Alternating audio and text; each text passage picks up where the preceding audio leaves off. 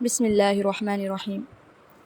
آج اس ویڈیو میں آپ کو ایک ریمائنڈر دوں گی، ایک ایسا ریمائنڈر جو زندگی بدل دے گا، ایک ایسا ریمائنڈر جس سے آپ جو کچھ چاہتے ہیں وہ حاصل کر سکتے ہیں۔ یہ ایسا ریمائنڈر ہے جو کسی فلسفے کی کتاب سے نہیں جھاڑا گیا، ایک ایسا ریمائنڈر ہے جو اللہ کی کتاب قرآن مجید سے نکالا گیا ہے۔ یہ ایسا ریمائنڈر ہے جو قرآن کا فارمولہ ہے، جو لا آف قرآن ہے، لا آف نیچر نہیں۔ اگر آپ اس پر عمل کریں گے جیسے کہ حضرت موسیٰ علیہ السلام نے کیا، تو آپ اپنی زندگی میں اس کے رزلٹ سے خود حیران رہ جائیں گے۔ حضرت موسیٰ علیہ السلام کا تذکرہ قرآن میں سب سے زیادہ آیا انبیاء میں سے، تو آئیے آج ان کی زندگی میں تفصیلی مظاہرہ دیکھ کر اپنے لیے سبق نکالتے ہیں۔ یہ قرآن کی 28ویں سورۃ القصص سے سب کچھ لیا گیا ہے اور اسی کا یہ ایک تدبر ہے، خلاصہ ہے۔ چلے آئیے شروع کرتے ہیں۔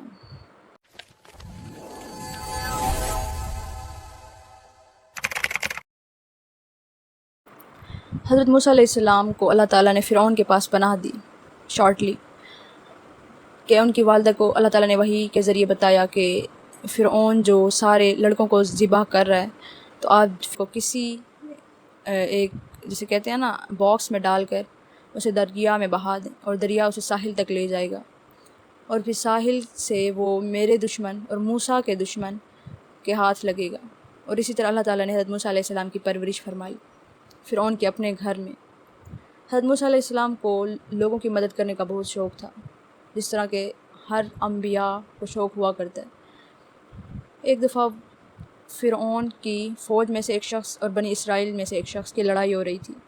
اس دور میں بنی اسرائیل کو بہت ہی حقیر قوم تصور کیا جاتا تھا، غلام قوم جس سے ہر طرح کے حقیر کام لیے جاتے تھے، جبکہ فرعون اپنی فوجیوں کو، اپنی قوم کو ایک خاص اہمیت دیتا تھا، اور اس ٹائم جو ذبح ہوتے تھے بچے وہ بھی بنی اسرائیل کے ہوتے تھے۔ تو لڑائی ہو رہی تھی۔ حضرت موسیٰ علیہ السلام نے جب دیکھا کہ بنی اسرائیل اور فرعون کی قوم کا ایک شخص آپس میں لڑ رہے ہیں، تو حضرت موسیٰ علیہ السلام بہت زیادہ پاورفل تھے، بہت اسٹرانگ شخص تھے۔ انہوں نے کیا کیا، دونوں کو چھڑانے کی کوشش کی، اور اس کوشش میں ایک زوردار مکہ فرعون کی آرمی میں سے ایک شخص کو مارا۔ وہ اتنی دور جا کے گر پڑا کہ مر گیا۔ تو لوگوں نے دیکھا، فرعون تک اطلاع گئی، تو فرعون نے حکم صادر کیا کہ موسیٰ علیہ السلام کو مار دیا جائے، جہاں بھی دیکھو مار دو۔ جب یہ حکم صادر ہوا، پبلک ہوا، تو ایک شخص نے حضرت موسیٰ علیہ السلام کو فوراً آ کر اطلاع کی کہ آپ کو قتل کرنے کا حکم نامہ جاری ہو گیا۔ حضرت موسیٰ علیہ السلام نے یہ دیکھتے ہی دوڑ لگا دی۔ حضرت موسیٰ علیہ السلام پہلے بھی اس اپنی غلطی پر شرمندہ تھے، یعنی انہوں نے جب مارا تو جان بوجھ کر نہیں مارا تھا، غلطی سے مارا تھا، چھڑانے کی کوشش میں مارا تھا۔ تو اس شرمندگی میں، ڈر خوف کی وجہ سے حضرت موسیٰ علیہ السلام بھاگ نکلے۔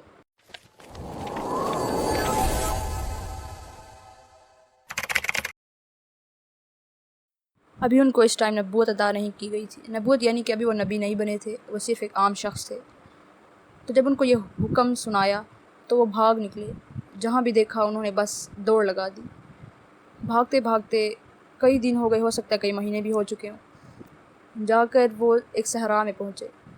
صحرا میں سے پھر آگے گئے، دوڑتے گئے اور ایک علاقہ مدین کے نام سے وہاں پہ پہنچ گئے۔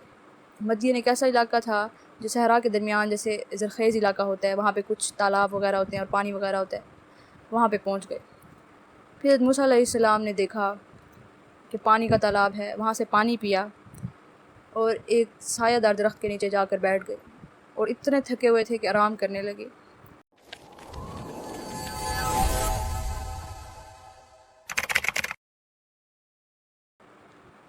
سامنے دیکھا کہ دو خواتین ہیں، وہ اپنے ریوڑ کو اپنے پیچھے رکھ کے انتظار کر رہی ہیں، اور دور تالاب میں بہت سارے مرد کھڑے ہوئے تھے جو اپنے ریوڑ کو پانی پلا رہے تھے۔ حضرت موسیٰ علیہ السلام نے جب یہ قصہ دیکھا تو ان کو تھوڑی بہت سمجھ آئی۔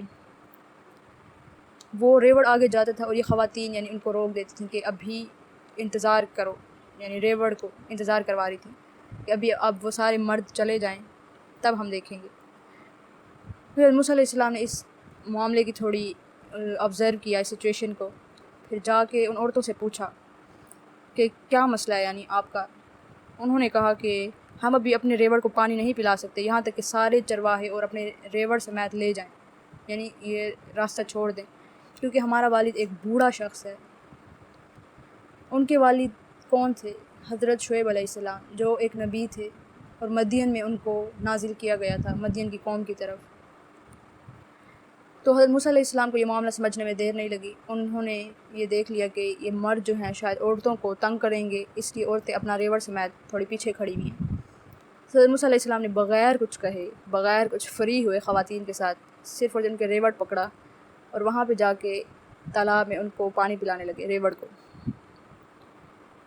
حضرت موسیٰ علیہ السلام کیونکہ ایک اسٹرانگ شخص تھے، اسٹرانگ مین تھے، تو لوگ ان کو دیکھ کر تھوڑا راستہ دینے لگے، انہوں نے جلدی سے پانی پلایا اور آ کے جو ہے ریوڑ واپس ان کو کر دیا، خواتین کو، اور چپ چاپ جا کے بغیر کوئی بات کیے درخت کے نیچے بیٹھ گئے۔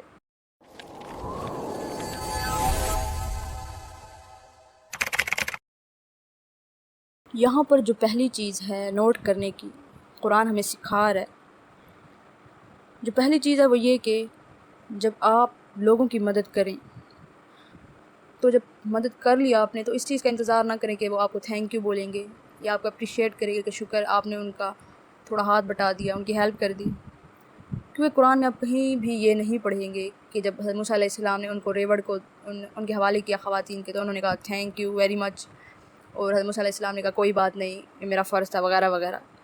نہیں، انہوں نے کوئی بھی بات نہیں کی، انہوں نے صرف ان کو ریوڑ حوالے کیا اور خود واپس چپ چاپ جا کر بیٹھ گئے درخت کے نیچے۔ وہ انٹرسٹڈ نہیں تھے کہ ان سے گفتگو کرتے یا آگے بڑھاتے، کوئی حال احوال وغیرہ پوچھتے۔ حالانکہ آپ خود سچویشن دیکھیں، حضرت موسیٰ علیہ السلام اپنا ملک چھوڑ کر آئے، ان کے پاس کچھ بھی نہیں تھا، نہ کھانے کو، نہ پینے کو، نہ کپڑے، نہ ان کا گھر، نہ کوئی سیکیورٹی، کچھ بھی نہیں۔ وہ چاہتے تو بدل لے سکتے تھے اس چیز کا کہ یعنی میں آپ کی ہیلپ کروں گا، آپ بدلے میں مجھے اجرت دو یا مجھے اپنے گھر میں ایک دن کے لیے رہنے دو جب تک میں اپنا ٹھکانہ ڈھونڈ لوں گا۔ نہیں، انہوں نے یہ کام صرف اللہ تعالیٰ کے لیے کیا تھا۔ تو جس ایک سے انہیں چاہیے تھی اپریسیشن، وہ ان سے گفتگو کرنے میں انٹرسٹڈ تھے، یعنی وہ درخت کے نیچے جا کر بیٹھ گئے اور انہوں نے ایک دعا مانگی، ایک مشہور ترین دعا مانگی جسے قرآن نے ریکارڈ کیا اور قیامت تک آنے والوں کے لیے اسے، مسلمانوں کے لیے ایک گفٹ دے دیا اس دعا کو۔ کون سی دعا تھی وہ؟ ربی انی لما انزلت الی من خیر فقیر۔ اس کی طرف بھی آگے آتے ہیں انشاءاللہ۔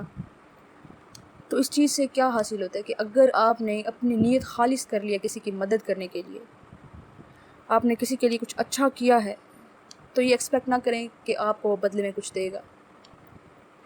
یعنی اگر ہم سب ایسے ہی ہوتے ہیں کہ ہم کسی کی مدد کرتے ہیں اور بدلہ کی بھی امید رکھتے ہیں ہم کہ چلو میں نے اس کی مدد کی، کل وہ میری مدد کرے گا، آج میں نے اس کی بزنس ڈیل کرائی، کل کو وہ میری کوئی ڈیل کروا دے گا۔ ہمیں دونوں طرف فوائد کی ضرورت ہوتی ہے، یعنی میں آپ کی مدد کروں گا، آپ میری مدد کرو بدلے میں۔ کہ میں نے رمضان میں تراویح پڑھائی تو 27 یا 29 کو جب بھی ختم ہوگا مجھے یہ ملے گا، مجھے وہ ملے گا۔ آپ نے کس کے لیے پڑھائی؟ اللہ تعالیٰ کے لیے۔ تو کسی سے بھی بدلے کی امید نہ رکھیں، اللہ تعالیٰ سے رکھیں۔ حضرت موسیٰ علیہ السلام نے ایگزیکٹلی یہی کیا تھا کہ انہوں نے اللہ تعالیٰ کے لیے ان خواتین کی مدد کی اور بدلے میں کسی چیز کی بھی توقع نہیں رکھی، حالانکہ جتنا انسان بے بس ہو سکتا ہے حضرت موسیٰ علیہ السلام اس سے بھی زیادہ بے بس تھے، جسے ہم کہتے ہیں نا انگریزی زبان میں فیوجیٹیو۔ وہ اپنے ملک سے بھاگ نکلے تھے، اپنا سارا گھر بار، کھانا پینا، تحفظ، ہر چیز وہ چھوڑ کے آئے ہوئے تھے، پھر بھی انہوں نے کسی قسم کی کوئی بدلہ نہیں لیا ان سے۔ انہوں نے صرف اللہ تعالیٰ کے لیے یہ نیکی کی اور اللہ تعالیٰ نے ہی ان کا خیال رکھا۔ کس طرح سے اللہ تعالیٰ نے اس ایک نیکی کے بدلے ان کو کس کس چیز سے نوازا تھا، آگے چل کے دیکھتے ہیں۔ اور دوسری چیز یہ کہ جب انہوں نے یہ دیکھا، وہ اس موقع کی تلاش میں تھے کہ میں کسی کی مدد کروں۔ یاد ہے انہوں نے پیچھے ایک گناہ کیا تھا، ایک قتل کیا تھا ایک بندے کا، اور اسی وجہ سے وہ بھاگ نکلے تھے۔ تو کیا ہے کہ اگر آپ کی ماضی میں کوئی بھی غلطیاں ہوں، آپ نے کچھ بھی کیا ہو، تو آپ کے اندر ایک لگن ہونی چاہیے، ایک آگ لگی ہونی چاہیے کہ آپ نے اچھے کام کرنے ہیں تاکہ اس گناہ کا بوجھ آپ سے ختم ہو جائے، آپ سے کسی طرح ہلکا ہو جائے، کیونکہ گناہ ہمیشہ اپنے ساتھ بے چینی لے کر آتے ہیں، ایک ایسا بوجھ جو نظر نہیں آتا لیکن ہمارے دماغ پہ سوار رہتا ہے کہ یہ ہم نے کیا کیا۔ کچھ جو چھوٹے گناہ ہوتے ہیں ہم بھول جاتے ہیں، اور اس کی وجہ سے ہمارے دل پہ کالک کا ایک دھبا لگ جاتا ہے. جب وہ توبہ سے نہیں دھلتا تو دھبے اور لگتے دل مردہ ہو جاتا ہے. تو آپ کو اس موقع کے انتظار میں رہنا چاہیے کہ کچھ بھی ہو، میں نے اس گناہ کو مٹانے کے لیے، اس کے بوجھ کو کم کرنے کے لیے میں نے یہ اچھائی کرنی ہے. کوئی بھی آگے نظر آ جائے، آپ کے پاس کسی بھی طریقے سے آپ ان کی ہیلپ کر سکتے ہیں، چھوٹی بڑی ڈزنٹ میٹر. اور آپ کو کس چیز نے موٹیویٹ کرنا ہے؟ آپ کی ماضی کی اس غلطی نے. اور اسلام کا یہ انتہائی خوبصورت اصول ہے کہ جب آپ کسی کی مدد کر رہے ہوتے ہیں تو آپ ان کو آنر نہیں کر رہے ہوتے، آپ خود کو آنر کر رہے ہوتے ہیں. آپ کو بظاہر تو ایسے لگتا ہے کہ سامنے جو بندہ آیا ہوا ہے وہ آپ سے کچھ مانگ رہا ہے، صدقہ آپ نے اس کو دیا ہے تو آپ نے اس کی مدد کیا. نہیں، آپ نے اپنی مدد کی ہے. قیامت کے دن یہ ساری چھوٹی چھوٹی نیکیاں آپ کی شفاعت بن جائیں گی، آپ کے لیے اللہ تعالیٰ سے سفارش کریں گی، آپ کی گناہوں کا بدلہ بن جائیں گے، معافی بن جائیں گی، آپ کی گناہوں کو معاف کروا دیں گی. آپ نے ان کی دنیا میں چھوٹی سی مدد کیا جس کی کوئی ویلیو نہیں اللہ تعالیٰ کی نظر میں، کوئی وقت ہی نہیں ہے، لیکن بدلے میں وہ کیا کریں گی؟ وہ آپ کی آخرت میں مدد کریں گی، جو سب چیز ہے، جس کے اللہ کے نزدیک بہت بہت زیادہ ویلیو ہے. وَلَلْآخِرَةُ خَيْرٌ لَكَ مِنَ الْأُولَىٰ.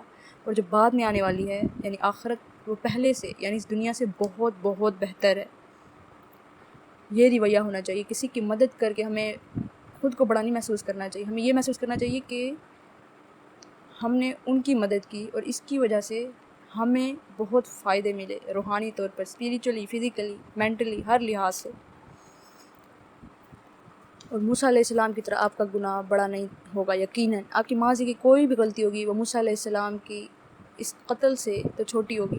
اللہ تعالیٰ ہمیں کیا دکھانا چاہ رہے ہیں کہ جو میں قتل بھی اس اچھائی کے بدلے معاف کر سکتا ہوں، اس لگن کے بدلے معاف کر سکتا ہوں. اس کا مطلب یہ نہیں کہ آپ قتل کرنا شروع کر دیں، ویسے مثال دے رہی ہوں. یعنی آپ نے کسی کی غیبت کی ہے، اب بہت زیادہ کسی کے پیچھے بیک بائٹنگ کرتے ہیں، ان کو یعنی ان کا کچھ بھی نہیں رکھتے، ککھ نہیں رکھتے جسے کہتے ہیں. تو آپ کو اس موقع کی تلاش میں رہنا چاہیے کہ میں اس بندے کی اچھائی ڈھونڈوں. اب میں نے لوگوں کو غیبت کیا، ان کے سامنے اس بندے کی برائی بیان کیا، تو میں ان کے سامنے اسی کی اچھائی بیان کروں، اتنی اچھائی بیان کروں کہ اس کی جو برائی میں نے کیا اس کا داغ دھل جائے. یہ مقصد ہے اس چیز کا.